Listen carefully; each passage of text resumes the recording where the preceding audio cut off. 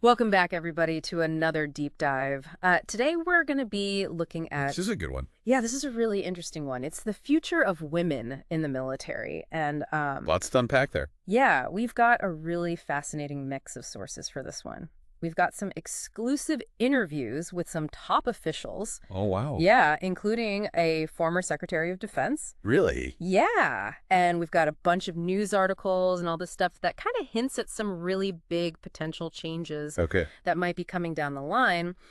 And I think the big question we're going to try to answer in this deep dive is how effective are women in combat roles, and is that role potentially going to change in the near future? So to kick things off, let's hear what outgoing Defense Secretary Lloyd Austin had to say in a recent interview with NBC News. Okay. This is someone with 41 years in uniform. Wow. 3 tours in Iraq. Oh, my gosh. 1 in Afghanistan. He's seen it all. Yeah, he's been there. And his quote about women in the military was really powerful. I'm interested to hear it. He called them the finest troops in the world. Wow. And he said that as fact, not hyperbole. Really? So I think it's worth unpacking why he might hold that view so strongly. Yeah, I think so. He's obviously someone who's been there and seen it all. He's had a lot of experience working with women in the military. Yeah, for sure. So I think his words carry a lot of weight. And it is interesting. It's not just some offhand comment, right? No. It seems like he really believes this based on years of experience. Yeah. And remember, we're talking about a time when women make up 17.5% of active duty forces. Okay. And 21.6% of the selected reserve, according to 2022 Defense Department data. Got it. So their presence is definitely being felt. Right. But I know. are those numbers reflected across all areas of the military, That's the question. including leadership positions and combat role? Exactly. That's a key question. Now, to make things even more interesting, President-elect Trump's nominee for Defense Secretary Pete Hegseth Okay. has a very different take. This is where things get a little spicy. A little controversial. Hegseth has openly said that he believes that the military should not have women in combat roles, Wow. and that men are simply more capable. Okay, so a very different perspective. Yeah, very different. And his stance on diversity and inclusion initiatives also suggests a potential shift in direction. How so? Well, he's talked about removing what he calls woke officials from the military. So that would signal a pretty big change. Yeah, potentially. So we have these two seemingly opposing perspectives here. Right. Austin championing diversity Okay. and Hegseth advocating for a rollback. Right. So how did Austin respond to this potential U-turn? I'm curious. Well, he was very diplomatic. He refused to speculate on what might happen under a new administration. Yeah, that makes sense. But he did emphasize the strength that the military derives from its diversity. Okay. He said, we're a diverse nation, and our military is going to remain a diverse military. Interesting. So he's standing by that principle of diversity. Yeah, it seems like for him, diversity isn't just about numbers. Right. It's a core value that Yeah. contributes to the effectiveness of the armed forces. It'll be interesting to see how that plays out if Hegseth does take over. Okay, so let's say Hegseth does become the next Secretary of Defense. What happens next? Well, he still needs to go through the Senate confirmation process, right? Right. And even though the Senate's currently controlled by Republicans, it's not a guaranteed smooth ride. Okay. There could be challenges. There could be delays. There's even the possibility of a recess appointment. Right. For those who might not be familiar, a recess appointment basically allows the president to bypass the Senate confirmation process Right. by appointing someone while the Senate's not in session. Exactly. It's a temporary solution, but it could give Hegseth a head start in implementing his vision. Yeah. A significant one, potentially. So we have this potential shakeup within the U.S. military brewing Right. at a time when the global landscape is anything but calm. Yeah. Things are pretty tense out there. The ongoing war in Ukraine, particularly the recent authorization for Ukraine to use U.S.-supplied ATACMS missiles inside Russia, adds another layer of complexity to this whole situation. Oh, wow. So these are those long-range missiles Yeah. capable of hitting targets deep inside Russia. Yeah, and they've given Ukraine a significant advantage, but they've also raised tensions considerably. I can imagine. And Putin's response has been chilling, to say the least. He's lowered the threshold for Russia's use of nuclear weapons. Wow. Claiming that it's a direct response to Ukraine's first strike on Russian soil using those U.S. supply weapons. That's a dangerous escalation. Yeah, it is. Which makes Austin's insights into the situation even more critical. He's talked about how the U.S. approach to supporting Ukraine has had to adapt as the war has evolved, constantly assessing the risks and the potential consequences. So how did he assess Putin's nuclear threats? Right. Did he think Putin was actually about to push the button? Yeah. Austin was careful in his assessment. He acknowledged that the U.S. had been aware of Russia revamping its nuclear policy for some time, but he didn't see anything to suggest an immediate intent to actually use those weapons. So that's somewhat reassuring, I guess. However, he did stress the importance of vigilance, which suggests a level of concern about the situation. Yeah, definitely. Okay, so that's slightly reassuring. Yeah. But then there's this other detail that Austin mentioned. Okay. The North Korean troops in Russia. What? Yeah, that really caught my attention. I haven't heard about this. Austin mentioned that the U.S. military believes that there are around 10,000 North Korean troops stationed in Russia's Kursk region. Wow, 10,000 troops. That's a significant number. Yeah, it is. It's an area where Russia is preparing to try and reclaim lost territory. And what does that tell us about North Korea's potential involvement in this conflict? Well, Austin stated that they hadn't actually observed North Korean troops fighting alongside Russian forces yet. Okay. But he seemed to believe that it was only a matter of time. So we have a potential new player entering the conflict. Yeah. Rising tensions between nuclear powers. Yeah. And this potential shakeup within the U.S. military leadership, it's a lot to process. It really is. It highlights the interconnectedness of all these global events, doesn't it? It does. And it makes you wonder, with the potential for escalating conflict on the world stage, will the debate over women in combat roles become even more critical? Yeah, that's a really good question. And I think it leads us to a crucial point. Yeah. How might these potential changes within the U.S. military, particularly the contrasting visions of Austin and Hegseth, impact the effectiveness of the armed forces? That's a big question. And that's something we'll be exploring further in this deep dive. So stay tuned, because we're just getting started. It's pretty wild to think about how these, debates within the U.S. military might play out against the backdrop of like this crazy international situation. Yeah, it's like we're looking at two totally different levels of strategy at the same time, right? You've got like the internal structure of the military, and then you've got like the external application in a conflict like Ukraine. Exactly. And those two things can't help but influence each other. Yeah, for sure. Right. Yeah. So, for instance, if Hegseth's vision for the military does come to pass, how might that affect U.S. support for Ukraine, particularly regarding the deployment of troops? Well, I mean, he has expressed skepticism about U.S. involvement in foreign conflicts. He's not really a fan of those endless wars. Not a fan, no. Right. Yeah. And he's advocated for a much more restrained foreign policy. Yeah, definitely. So it is conceivable that a shift in leadership could lead to a shift in strategy regarding Ukraine. Totally. And considering the stakes involved here with the potential for nuclear escalation, any change in U.S. involvement could have like a huge ripple effect throughout the region and beyond. Yeah, for sure.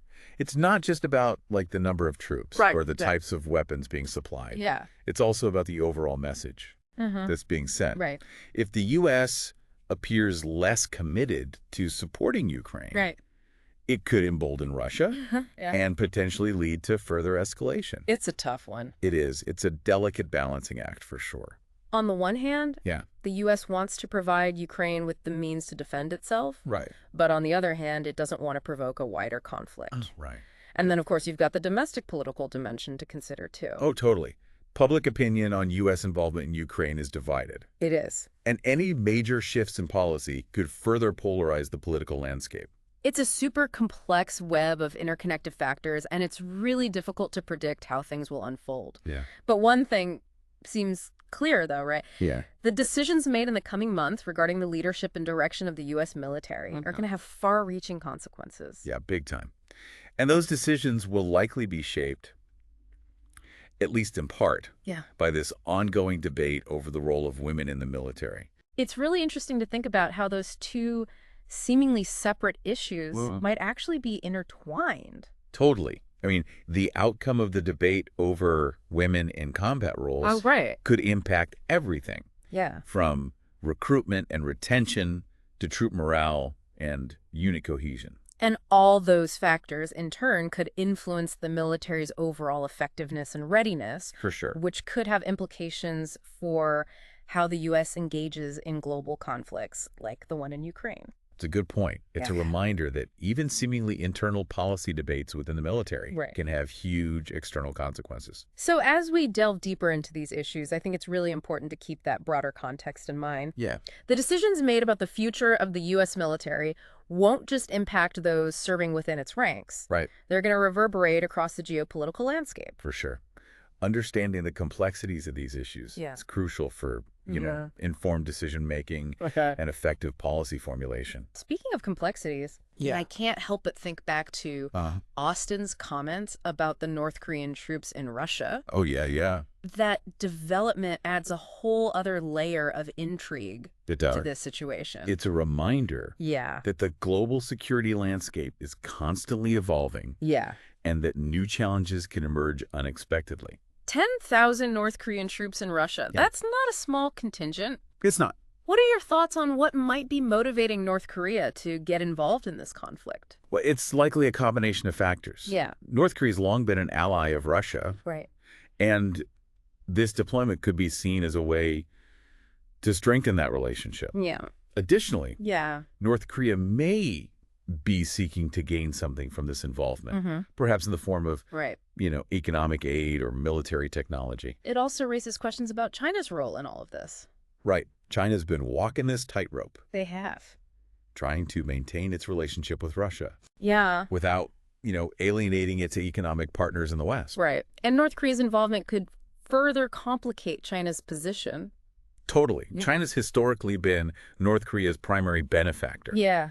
So it's likely that Beijing is at least aware of, if not actively involved in this deployment. So we have this potential new axis forming, Russia, North Korea, and perhaps even China, all aligning against the U.S. and its allies. A pretty big deal. It is. It's a scenario that has the potential to reshape the global power dynamic. Yeah, it underscores the importance of the U.S. maintaining a strong and effective military capable of responding to these emerging threats. Which brings us right back to this debate over the future of the U.S. military and the role of women within its ranks. The decisions made in the coming months regarding these issues will have profound implications for the U.S.'s ability to navigate this increasingly complex and volatile global landscape. It's amazing, right? We've uncovered this whole web of interconnected threads, potential changes in military leadership, the escalating conflict in Ukraine, the emergence of these new alliances on the global stage. It really shows how, you know, internal policies and external events are constantly shaping each other. It's a dynamic process. And, you know, understanding those connections is crucial. It is. For making sense of the world around us. And at the heart of it all is this fundamental question. What kind of military does the U.S. need to face these challenges effectively? Yeah, it's a question that goes beyond just like, you know, the number of troops or the size of the defense budget. It's about structure. It's about strategy. And values. And ultimately values. What are the guiding principles that are going to shape the U.S. military's approach to global affairs in the years to come? And that's where this whole debate over the role of women in the military becomes so important. It really does. It's not just about equality or representation. It's about how those values translate into tangible outcomes on the battlefield and beyond. Exactly. Think about it this way. If the U.S. wants to project an image of strength and leadership on the global stage, it needs a military that reflects the diversity and inclusivity of its own society. That makes a lot of sense. A military that embraces diversity is not only more representative of the nation it serves, but it also has the potential to be more adaptable and innovative. Exactly. Different perspectives, experiences, ways of thinking can lead to more creative problem solving. For sure. And a more nuanced understanding of complex situations. And in a world where the nature of conflict is constantly evolving, that kind of adaptability could be a decisive advantage. Totally. I mean, think about the challenges posed by, like, cyber warfare information operations. The use of AI in modern warfare. It's a whole different ballgame. It is. These are areas where diversity of thought and skill sets could be crucial. Absolutely. For, you know, developing effective strategies and staying ahead of the curve. So this debate over women in combat roles isn't just about who can carry a weapon or fire a missile. Right. It's about fostering a military culture Yeah. that embraces different perspectives and values the contributions of all its members. And ultimately, that kind of culture could be like a key factor. It could. In determining the U.S. military's effectiveness in navigating this complex and ever-changing global landscape. So as we wrap up this deep dive, I'm left with a lot to think about. Yeah, me too. We've explored some pretty heavy topics. Yeah. The potential for escalating conflict, shifting alliances. Right. These fundamental questions about the future of the U.S. military. Yeah. And while we haven't necessarily arrived at any, definitive answers, I think we've gained a much deeper understanding. I agree. Of the interconnectedness of these issues and the importance of considering multiple perspectives. Totally. Yeah. I think the key takeaway for me is this. Yeah. The decisions made in the coming months regarding the leadership and direction of the U.S. military are going to have a profound impact, not just on those who serve, but on the course of global events for years to come. Absolutely. Yeah. And those decisions will be shaped in part by the conversations we have and the choices we make as citizens. Right. So I encourage you to stay informed, engage in thoughtful dialogue, and consider the implications of these issues for the future you want to see. That's a great call to action. And on that note, we'll wrap things up for today. Thanks for joining us on this deep dive. We'll see you next time.